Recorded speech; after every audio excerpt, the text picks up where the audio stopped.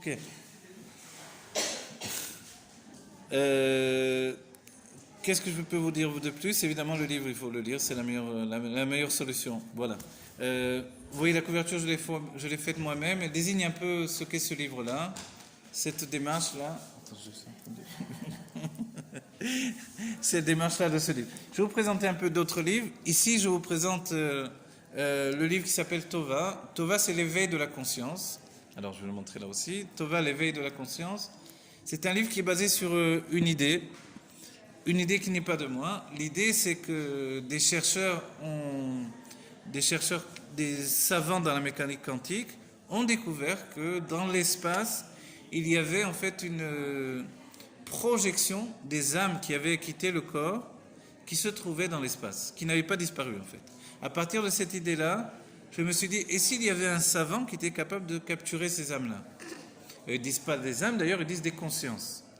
À partir de là, j'ai construit mon livre. Un savant construit un appareil pour capturer des âmes, et lui, il appelle les consciences, évidemment. Et qu'est-ce qui se passe dès que l'on capture des consciences que le monde, la religion dira, ce sont des âmes, c'est peut-être les âmes de tes grands-parents que tu as capturées, etc. Le monde entier se met contre lui, évidemment la recherche finance le projet, c'est une association internationale. Mais lui, il n'arrive plus à dormir, à force de l'oppression de tout le monde, etc. Il n'arrive plus à trouver le sommeil et justement les pays qui soutiennent le projet ont très peur de voir qu'il va tout lâcher, il va tout laisser tomber, parce qu'il ne tient pas le coup au niveau des sentiments. Alors on lui envoie un assistant. Alors lui, on l'oblige à recevoir un assistant dans ses recherches. Évidemment, il est très en colère, et puis finalement l'assistant, c'est une assistante. Il apprend pour une secrétaire, c'est une jeune fille. Et cette jeune fille, elle a l'air beaucoup plus jeune que lui, mais elle a le même âge que lui en réalité, pratiquement. C'est une sœur jumelle, donc elle a une jumelle. Et c'est donc en fait deux sœurs d'un père qui est un grand savant en Russie, et qui a quitté la Russie, et qui a racheté sa libération du gouvernement russe pour fuir la Russie.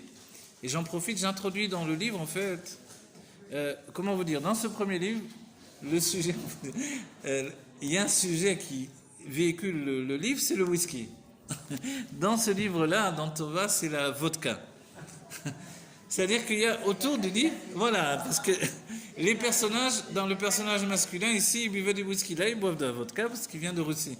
Alors, qu'est-ce que j'ai mis là-dedans? J'ai rencontré, moi, pas mal de Russes, le Rav Nessilevich de Jérusalem, etc. Et ces Russes que j'ai rencontrés, forcément, ont des histoires à raconter extraordinaires.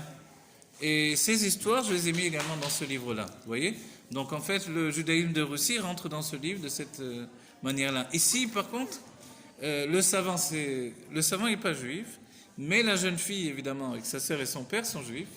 Et de là, en fait, je parle du judaïsme de Russie, comment il a vécu son passage en Amérique, comment ça s'est fait, etc. Et il y a un autre sujet que j'aborde dans le livre, c'est justement les recherches qui ont été faites en Russie sur la communication par télépathie entre les jumeaux. Vous savez, ça se continue encore. En Amérique aussi, ils ont pris j'avais pas dit le Trump. Ils ont continué également cette démarche-là. Et dans le livre, j'en parle et je démontre un peu, d'après les études que j'ai faites, comment finalement, entre les deux sœurs jumelles, les choses sont passées. Et il y a également le sujet de la fille avec son père. Un père avec deux filles, le rapport entre ce père et ses filles.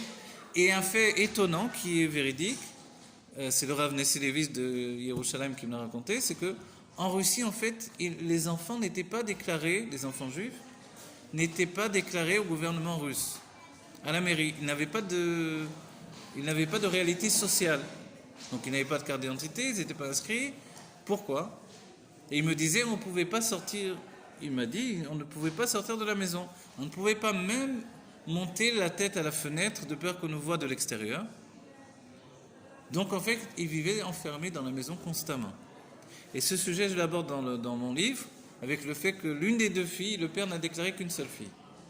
Parce que lui-même fait des recherches sur ces sujets-là, et il a peur qu'immédiatement on utilise ses propres filles comme des cobayes pour le sujet.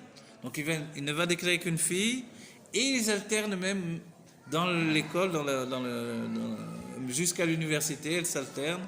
une qui est brillante et l'autre pas du tout, une qui est rêveuse et une qui est très... C'est Rachel et Léa. Je me suis basé, donc Rachel et Léa, je me suis basé vraiment sur le caractère des Imaot, comment on dit, des matriarches dans la Torah, et le sujet vient vraiment de la Kabbalah. Donc comment l'une et l'autre sont différentes dans leur caractère, vous voyez ? Et voilà, c'était intéressant de voir comment l'une et l'autre se confrontaient. Donc là aussi, quand celle qui est une vraie savante, on va dire, je ne sais pas comment dire, savante, elle vient dans son nouveau rôle dans la mécanique quantique, etc. Elle est brillante. Tout à coup, elle va être alternée par sa sœur, qui n'est pas du tout la même personnalité. Et les deux vont se confronter avec ces consciences, qui sont en fait des âmes, qui ont été capturées par un savant, et comment l'une et l'autre vont réussir à communiquer. C'est le sujet du livre. Et la finalité du livre, finalement, c'est que l'homme ne peut pas vivre sans une conscience divine. Et au bout du livre, il y a un autre personnage qui intervient, parce qu'on se demande, et Tova dans tout ça. C'est-à-dire que les héroïnes ne s'appellent pas du tout, a priori, merci beaucoup, ne s'appellent pas Tova. Tova intervient en fin de livre. Et Tova est aussi basé sur un personnage qui existait, qu'on ne connaît pas trop, mais j'ai rencontré le docteur Abouratsira. Je ne sais pas si vous avez entendu parler, c'était le siffleur du rabbi. Le docteur Abouratsira, lui, le siffleur du rabbi, entre guillemets, c'est un docteur. Mais ce qu'il a de particulier, c'est que le rabbi, à certaines époques, a demandé de siffler dans les Farbrengen. Et le docteur Abouratsira, c'était le siffleur attitré du rabbi, quoi. Dès qu'il fallait siffler, c'est lui qui sifflait. Les chassidim ne savaient pas forcément siffler. C'est aussi une oumanout, c'est un travail de savoir siffler. Et lui, c'est le siffleur attitré du rabbi. Et il a raconté... D'accord, je vous en prie. Qu'est-ce que je peux dire d'autre ? C'est que il m'a raconté quelque chose d'extraordinaire, qu'il a eu une certaine fois une mission du rabbi. Ça a été de chercher une jeune fille, un génie, qui était une des rosaires du rabbi, on ne sait pas trop. Vous savez ce que c'est un rosaire du rabbi ? Ce sont des personnes qui sont comme des magnétophones, qui enregistrent le rabbi pendant Shabbat dans leur tête, parce que forcément on ne peut pas enregistrer. Le rabbi dit de la Torah pendant tout Shabbat, c'est-à-dire des sikhot, des ma'amarim, c'est des heures de Torah.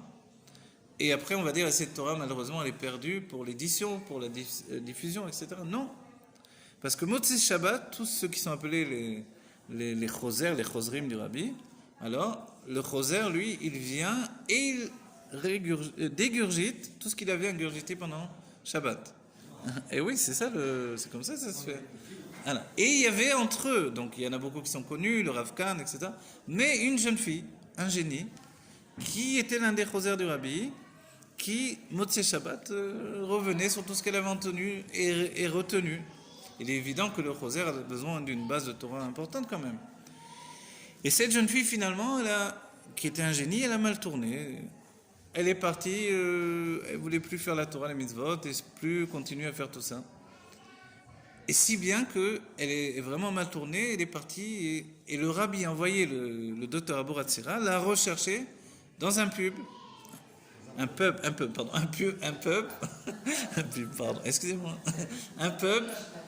vous savez, un endroit de boisson, voilà, discothèque un peu malfamée comme ça, en Amérique, en plein, je ne sais plus quel quartier, un peu louche, et il est parti, l'a cherché lui-même, avec je crois un ou deux autres chassidim, il est parti, et puis quand il était arrivé là-bas, il a retrouvé complètement, exactement tel que je l'ai décrit dans mon livre en fait, puisque le personnage va partir chercher la jeune fille qui s'appelle Tova, et c'est le rabbi lui-même qui l'envoie la chercher, et le personnage va la chercher dans le pub, et là il la trouve, et en fait cette base-là elle est vraie, il la trouve, et la jeune fille rigole et dit alors comment tu vas me prendre, tu es un chassid, donc tu touches pas les femmes, donc tu vas pas pouvoir me bouger de là, et moi je bouge pas. Et le rabbi, après il a parlé avec le rabbi, il a raconté l'histoire au rabbi, et le rabbi lui a dit alors comment tu as fait? Il a dit comment j'ai fait? Je l'ai pris par la peau du cou, je l'ai amené jusqu'à la voiture et je l'ai rentré avec un coup de pied dans la voiture. Il a dit. Et grâce à ça, il a sauvé cette jeune fille qui était tombée vraiment... voilà. Et dans le livre, il y a cette même situation. Oui. Et le rabbi il dit que le rabbi a rigolé. Il a ri, il a pas arrêté de rire. Ouais. Donc ça, c'est l'histoire, je l'ai entendue du docteur Abouratsira. Et je l'ai intégré dans ce livre de Tova. Et le hein? Le personnage de Tova, c'est que justement, c'est un génie. Mais le génie de la Chassidut, ça ne doit pas être juste on étudie et c'est terminé. C'est que la finalité de cette étude, c'est d'avoir une connexion entre deux consciences en fait. Et le sujet du livre, c'est la conscience. Il y a une conscience divine et une conscience de l'existence matérielle. Et le but, c'est de faire confondre les deux. Et cette jeune fille en question, Tova, était à ce niveau-là où elle confondait les deux consciences. Et c'est bien qu'elle va entraîner les âmes qui ont été capturées, donc les consciences, entre guillemets, telles que les appellent les chercheurs, à entraîner le monde, parce qu'il y a une grande réunion internationale qui vient voir le moment où les âmes sont présentées. Elle arrive à leur donner une expression, etc., une représentation qu'elle n'avait pas auparavant. C'est-à-dire que le chercheur, lui, pensait uniquement que son piège à l'hélium était juste un moyen de les capturer. Et elle, la nouvelle chercheuse amène déjà l'idée qu'en fait, non, c'est pas vous qui avez capturé ces âmes, c'est elles qui sont venues pour donner un message au monde. Vous voyez ? Et de là, la fin du livre, c'est le message qu'elle donne au monde. Et le message, c'est justement de relier, en fait, le monde des âmes et le monde de la réalité dans laquelle nous sommes. Et c'est la Géoula. La Géoula, quand on ne sait pas exactement qu'est-ce qui va se passer, c'est que la conscience spirituelle rencontre la conscience de la matière. Et ça devient une seule conscience où les deux se mélangent constamment. Et en chemin, on va dire même que Léa, l'un des personnages, donc la sœur jumelle, elle avait de particulier de voir également les personnes qui a priori étaient décédées. Elle les voyait de ses yeux, continuait à communiquer avec elles. Et ça fait, on va dire que ça fait partie des choses. J'ai un ami à moi qui étudie énormément la Chassidut qui m'a dit qu'il en arrive à voir de plus en plus des personnes qui sont parties. Vous voyez ? Et on va dire, qu'est-ce qui se passe quand on ouvre les yeux ? Le rabbi nous a dit aujourd'hui, il suffit d'ouvrir les yeux. Donc ouvrir les yeux, c'est qu'on n'est pas tout seul. Je ne sais pas vous, mais moi ça m'est arrivé de voir des fois des gens qui ne devaient pas être là. Une fois on était au collège à Jérusalem, tout à coup j'ai vu un personnage qui n'était pas de notre époque. Et il était habillé différemment, il se trouvait en plein collège, tout à coup, là je me suis dit, qu'est-ce qu'il fait là ? Et puis il a disparu. Vous voyez, ça peut arriver dans la vie de voir des choses comme ça, on se dit, bon, j'ai eu une hallucination, ok, on peut l'appeler comme on veut. Mais en fait, il y a des consciences différentes qui se rencontrent à un certain moment. Et aujourd'hui, forcément, la conscience de la réalité va être bousculée de plus en plus par quelque chose d'autre, qui est l'apparition de la présence du Créateur qui ne s'est jamais effacé par rapport à sa création. Oui, bien sûr. Ah, voilà, parce que voilà. Alors, ça c'est un montage d'image que j'ai fait moi-même. Hein. Vous voyez, la tête, elle est mise par-dessus le personnage avec le violon, qui est d'une autre époque, en fait. Et en fait, c'est parce que Léa, elle joue du violon. Elle joue du violon, tandis que Rachel, elle est très mathématique. C'est justement l'une qui est dans la matière et l'autre qui est spirituelle.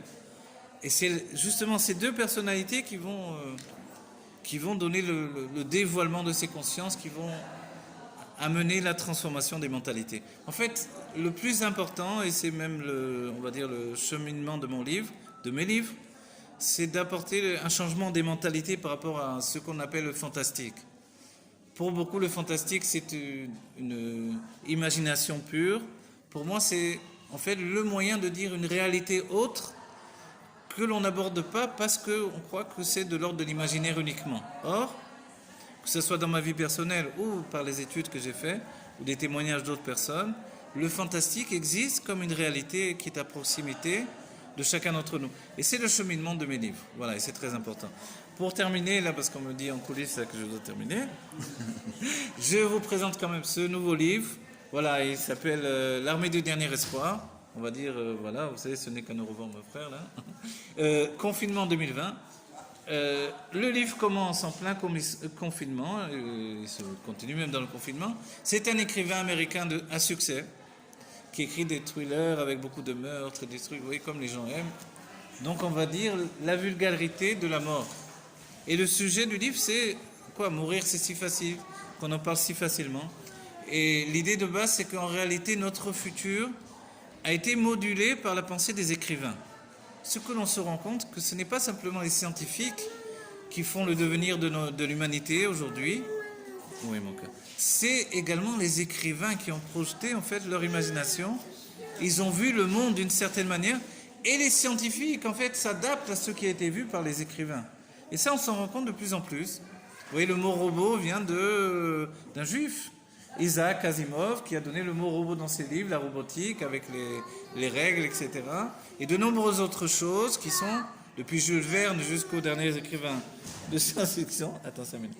Alors, le fait que notre monde, c'est aussi une responsabilité des écrivains. Et si dans le monde, on va dire, tout va mal et que le monde, il va à sa perte, c'est parce que il y a une source de toutes les choses, ce qui s'appelle l'évaluation. Dans cette évaluation, il y a en fait la base même de la création du monde que nous connaissons, de cette conscience d'exister que nous connaissons. Et l'évaluation dans les mondes divins, ce n'est pas quelque chose de terminé. C'est un monde en mouvement dans toutes les possibilités. Et quand vient un écrivain, il imagine quelque chose, il fixe l'évaluation dans une direction particulière. Et c'est pour ça que j'essaie de terminer mes livres avec la Géoula, à chaque fois. Voilà, j'ai terminé. Les livres avec la Géoula à chaque fois, parce qu'il y a une responsabilité des écrivains. Voilà. Donc voilà, j'ai pas le temps de parler plus. Merci beaucoup. Quelques mots sur Gimel Tammuz. Je l'ai dit tout à l'heure un petit peu, Gimel Tammuz, c'est le jour où le Rabbi s'est caché de chacun d'entre nous pour nous donner l'occasion d'aller jusqu'au bout dans le dévoilement de notre être et de réaliser la part du Rabbi qui est en nous. Et ça, c'est important. Ce n'est pas en fait le fait d'arrêter la shlichut, sa shlichut, le Rabbi, mais de nous donner à nous de commencer une nouvelle shlichut qui n'existait pas. Une mission, la mission de réaliser le divin dans la rencontre avec la conscience de la matière. Voilà. Et c'est la shlichut même du Rabbi qui agit en nous pour nous donner cette réussite-là. Voilà. Yechia Ben Hamashiach, que du bonheur pour chacun d'entre vous. Qu'on vive la Géoula,